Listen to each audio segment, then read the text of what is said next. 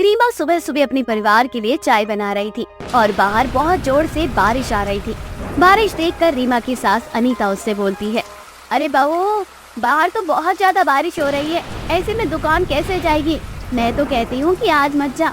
अरे नहीं माँ जी, बारिश का क्या है, वे तो 2-3 महीने लगातार होती रहेगी, तो क्या मैं घर में आराम ही करती रहूंगी? तो घर कैसे चलेगा? आपको पता है ना कि हमारी घर की स्थिति कैसी है और इस समय काम करना कितना जरूरी है। बच्चों की फीस देना, घर का राशन, दवा दारू सब कुछ देखना है माँ जी।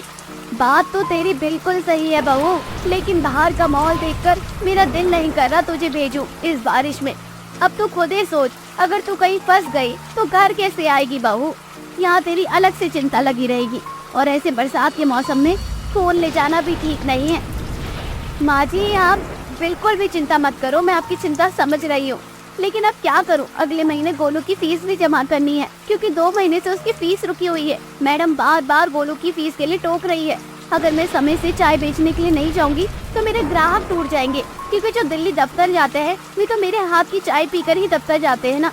इसलिए मुझे कैसे भी सुबह 6 बजे तक दुकान खोल देना ही सही रहता है। हाँ बहू, बात तो तेरी बिल्कुल सही है। जिम्मेदार इंसान को तो ना बारिश देखनी होती है ना ही धूप, किसी भी हाल में इंसान मेहनत करता ही है। खैर ये सब छोड़ो, हम गरीब लोग हैं, हमारे नसीब में यही सब लिखा होता है। दरअसल रीमा के पति का कुछ साल पहले ही बहुत बुरा एक्सीडेंट हो जाने के कारण उसे पैरालाइज हो गया था।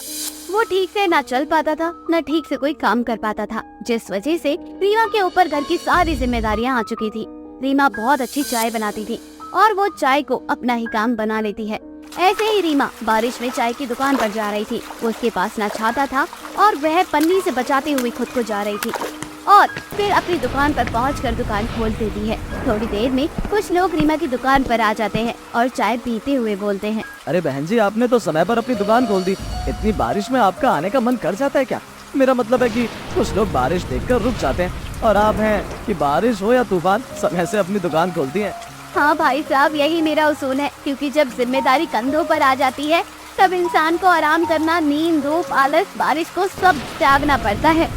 बात तो आपकी बिल्कुल सही है। आज भी आपने बहुत अच्छी चाय बनाई है। आपके हाथ की चाय पीकर तो मन खुश हो जाता है। चलो अब चलते हैं। भाई साहब, महीना हो गया है, आपका चाय के पैसे देते जाओ, बच्चों की फीस जमा करनी है। हाँ, अभी हमारी सैलरी आई नहीं है, तो चिंता मत करो, 1-2 दिन में पैसे दे देंगे। इतना बोलकर वे आदमी वहाँ से चले जाते हैं। ऐसे ही लगभग 1 हफ्ता बीत जाता है। रीमा को उसके कुछ ग्राहक पैसे देने के लिए आते ही नहीं है। रीमा एक दिन अचानक ग्राहक के घर चली जाती है पैसे मांगने के लिए। तभी वे आदमी रीमा पर गुस्सा करते हुए कहता है, तेरी हिम्मत कैसे हुई मेरे घर आने की? 2 कौड़ी की चाय बेचने वाली अपने चंद रुपयों के लिए मेरे घर पर आ गई। रुक, मैं तुझे तेरे पैसे देता हूँ। फिर आदमी अंदर जाता है और कुछ पैसे लेकर आता है और वह रीमा के मुँह पर मारते हुए कहता है, ये ले, और आइंदा मेरे घर पर कभी मत आना पैसों के लिए। यहाँ आकर मेरी इज्जत को शर्मसार करना चाहती है, ये दिखाना चाहती है लोगों को कि मैं तुझे तेरे पैसे नहीं दे रहा। भाई साहब, अभी तक तो मैंने कुछ कहा ही नहीं है, और सच बताओ तो अगर आपके अंदर शर्म होती ना तो आप मेरे उधारी के पैसे अब तक दे दिए होते। इतने ही स्वाभिमानी होते ना तो किसी गरीब औरत को इतना परेशान ना करते और अपनी अकड़ अपने पास रखो। मेहनत करके कमा कर खाती हूँ, किसी की गुलामी करके नहीं खाती हूँ। बेचारी रीमा वहाँ से अपने घर आ जाती है। रीमा को बार बार उस आदमी की बदतमीजी याद आ रही थी, लेकिन बेचारी करती भी क्या। उसे बहुत से ऐसे लोग मिल रहे थे जो कि उसकी गरीबी का मजाक बना रहे थे, लेकिन फिर भी रीमा इन सब का सामना करते हुए अपनी जिंदगी में आगे बढ़ रही थी। ऐसे ही थोड़ी देर बाद रीमा अपने बेटे के स्कूल जाती है। वहाँ जाकर उसकी फीस जमा करती है। तभी स्कूल की प्रिंसिपल रीमा से कहती है, रीमा जी, आपका बेटा पढ़ने में बहुत अच्छा है और हमारे स्कूल को ऐसे ही बच्चों की जरूरत है जो हमारा नाम रोशन करे।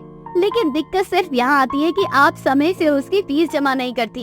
ऐसी क्या प्रॉब्लम है जिस वजह से आप उसकी फीस समय पर जमा नहीं करती हैं? मैं माफी चाहती हूँ, आप लोगों को परेशानी हो रही है, लेकिन मैं अपनी ये पर्सनल चीजें किसी भी बाहर के लोगों के साथ शेयर नहीं करना चाहती। लेकिन अब ऐसा लग रहा है कि शायद मुझे आपको बताना चाहिए। 2 साल पहले मेरे हस्बैंड का एक्सीडेंट हो गया था और जब वो जॉब कर रहे थे तो बिल्कुल सब अच्छा चल रहा था। हमारी लाइफ में हस्बैंड का एक्सीडेंट होने के बाद सब कुछ तहस नहस हो गया। उनको पैरालाइज हो चुका है, वे ठीक से न चल पाते हैं, न कुछ काम कर पाते हैं। मुझे मजबूरी में अपने घर को चलाने के लिए चाय बेचने का काम करना पड़ता है। बहुत से ऐसे लोग मिलते हैं जो मुझे समय पर पैसा भी नहीं देते।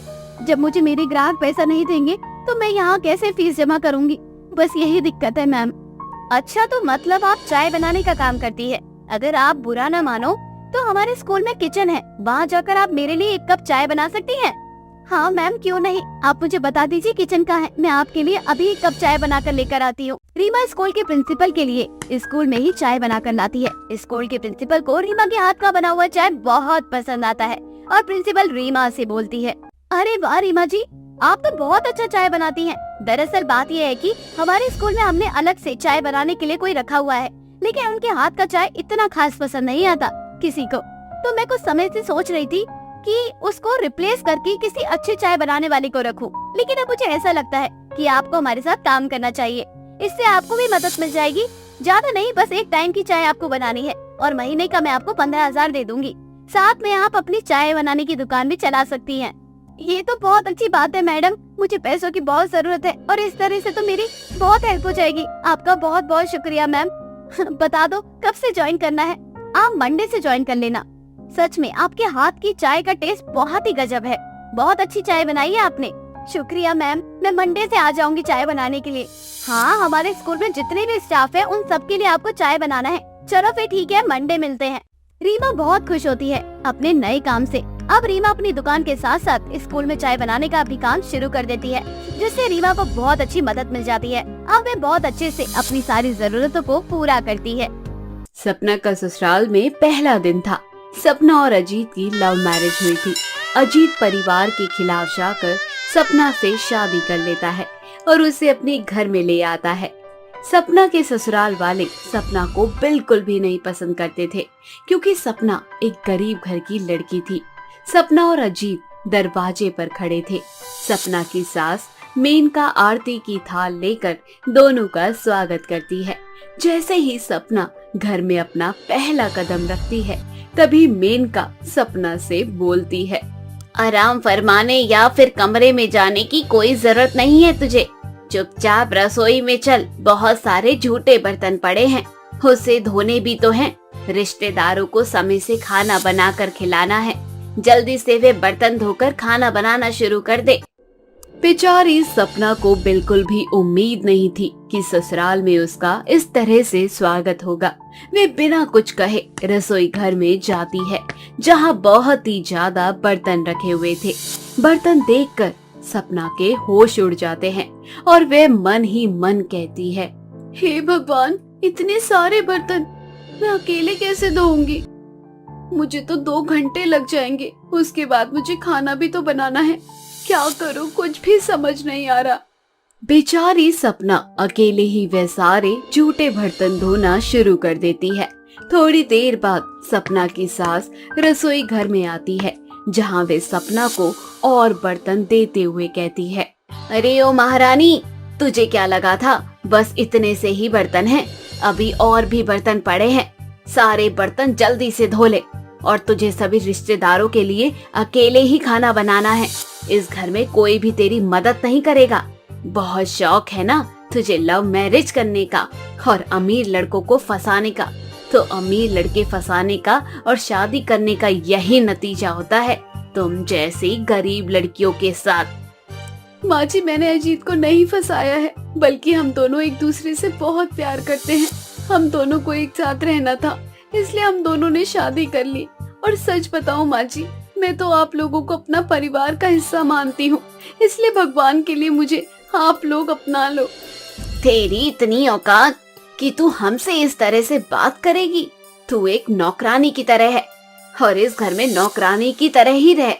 सपना बिना कुछ कहे सारे बर्तन धो देती है। थोड़ी देर बाद बेचारी बिना आराम किए अकेले ही सभी रिश्तेदारों के लिए खाना बनाने लग जाती है। खाना बनाने के बाद सभी रिश्तेदार खाना खा लेते हैं। बर्तन फिर से गंदे हो जाते हैं। बेचारी फिर से अकेले सारे झूठे बर्तन धोने लगती है। तभी अजीत वहाँ जाता है और सपना से कहता है, अरे सपना, आखिर कब तक काम करती रहोगी? कुछ खा लो, जब से आई हो तब से तुमने कुछ भी नहीं खाया है। अब क्या करूं, इतना सारा काम पड़ा हुआ है, दूसरी बार बर्तन धो रही हूँ। लेकिन अब यहाँ मैं किसी को कुछ भी नहीं बोल सकती, क्योंकि आज मेरे ससुराल में पहला दिन है और मुझे बिल्कुल भी उम्मीद नहीं थी कि मेरे साथ इतना सब कुछ होगा। मैं जानता हूँ कि तुम्हें तकलीफ हो रही है, लेकिन अब कर भी क्या सकते हैं, थोड़ा तो झेलना ही पड़ेगा। इतना बोलकर अजीत सपना के साथ बर्तन धुलवाने लगता है। दोनों पति पत्नी जल्दी जल्दी बर्तन धोकर अपने कमरे में चले जाते हैं, जहां अजीत सपना के लिए खाना लाता है और खुद उसे अपने हाथों से खाना खिलाता है। ऐसे ही समय बीत जाता है। एक दिन अजीत और उसकी माँ दोनों मंदिर जाने का प्लान करते हैं। बेटे की बात सुनकर सास रसोई में जाती है और घर के धुले सारे बर्तन फिर से सिंक में डाल देती है। थोड़ी देर बाद सास सपना के पास जाती है और बोलती है, महारानी जी, कहाँ जाने की तैयारी हो रही है? इतने सारे रसोई में बर्तन झूठे पड़े हैं, वे कौन धोएगा? तुम्हारी माँ आएगी या तुम्हारे मायके से कोई आएगा? माँ जी, मैंने तो सारा काम कर लिया और सारे बर्तन भी धो लिए। हाँ हाँ, तूने अगर बर्तन धो लिए हैं तो किसी भूत ने बर्तन आकर गंदे कर दिए हैं। अरे जाकर देख, रसोई में बहुत सारे बर्तन पड़े हैं गंदे से। चुपचाप सारा काम कर रसोई का, उसके बाद खाना बनाने की तैयारी कर ले। मैं और अजीत दोनों मंदिर जा रहे हैं, तुझे जाने की कोई जरूरत नहीं है। अगर अजीत पूछे तो बोल देना कि बहुत सारा काम पड़ा है। अच्छा ठीक है, आप चले जाओ, मैं इधर सारा काम कर लेती हूँ। बेचारी सपना अपना मन मार कर रसोई में जाती है और देखती है कि सारे बर्तन गंदे करके सिंक में पड़े हैं। सपना समझ जाती है कि ये सब उसकी सास ने किया है, लेकिन वह किसी से कुछ नहीं कहती। थोड़ी देर बाद अजीत सपना के पास आता है और बोलता है, ये सब क्या है सपना? मैं कब से तुम्हारा इंतजार कर रहा हूँ, तुम्हें नहीं जाना क्या मंदिर? अरे नहीं, तुम चले जाओ माँ जी के साथ। देख रहे हो ना कितना सारा काम पड़ा है, फिर मुझे खाना भी बनाना है। अजीत बार बार सपना को मंदिर जाने के लिए फोर्स कर रहा था, लेकिन सपना जाने को तैयार नहीं थी। अजीत गुस्से में वहाँ से चला जाता है। समय ऐसे ही बीत जाता है। सपना के साथ सपना की सास उस पर बहुत अत्याचार करती, उसे 5 मिनट के लिए भी आराम नहीं करने देती थी। उसे हर काम के लिए टोका करती थी और उसको बार बार काम करवाया करती थी। ऐसे ही एक दिन सपना अपने कमरे में थी, तभी उसकी सास वहाँ आती है और सपना से बोलती है, महारानी, अगर आपका आराम करना खत्म हो गया है तो जाकर दोबारा घर की सफाई कर लो। माँ जी, अभी 10 मिनट हुए हैं घर को साफ किए हुए, अभी तो घर बहुत साफ दिख रहा है। मैंने एक एक कोना चमका दिया है। मैं जितना बोलूं तुझे उतना ही करना है। अगर इस घर में रहना है तो मेरे हिसाब से रहना होगा। अच्छा माँ जी ठीक है, मैं थोड़ी देर में कर देती हूँ। आज मेरी तबीयत थोड़ी ठीक नहीं है, बस थोड़ा सा आराम कर लो, उसके बाद मैं ये सब पूरा काम कर दूंगी। कोई आराम नहीं करना है, दोबारा काम करने के लिए उठ खड़ी हो जा, वरना मुझसे बुरा कोई नहीं होगा। माँ जी सच में मेरी बिल्कुल भी हिम्मत नहीं है कि मैं यहाँ खड़ी हो पाऊँ, मुझे बहुत बुखार है। अरे मेरे लिए तो तुम मरी जा। तुम जैसी लड़कियों के लिए इस तरह का टॉर्चर ही होना चाहिए, ताकि आगे से तुम लोगों की हिम्मत ना हो सके। इस लव मैरिज को करने के लिए इतना अत्याचार करूंगी तभी तुझे अक्कल आएगी, वरना नागिन की तरह फन फैलाकर मेरे सर पर बैठी रहेगी। तभी वहाँ पर अजीत आ जाता है, पर अजीत अपनी माँ को इस तरह से सपना के ऊपर अत्याचार करते हुए देख लेता है और वे गुस्से में सपना और अपना सामान पैक करने लगता है और कहता है, माँ, अब तुम इस घर में अकेली रहो। अगर तुम्हें इतना ही अमीर और गरीब में फर्क करना है तो अपने लिए अमीर बहू ले आओ कहीं से, वो तुम्हारी सेवा पानी करेगी। अब मैं सपना को लेकर यहाँ से जा रहा हूँ। सपना अजीत को बहुत मना करती है, लेकिन अजीत सपना की बिल्कुल भी नहीं सुनता। दोनों अब घर छोड़कर चले जाते हैं। यूं ही कुछ दिन गुजर जाते हैं। सपना की सास अब अकेले ही घर में रहने लगती है। बहू बेटे के जाने के बाद सपना की सास को बहुत अकेलापन महसूस होता है और उसे अपनी गलती का एहसास होता है। वे अपनी बहू और बेटे दोनों को फोन करके घर पर बुला लेती है और उनसे माफी मांगती है, जिसके बाद वे सभी लोग मिलकर एक नई जिंदगी की शुरुआत करते हैं।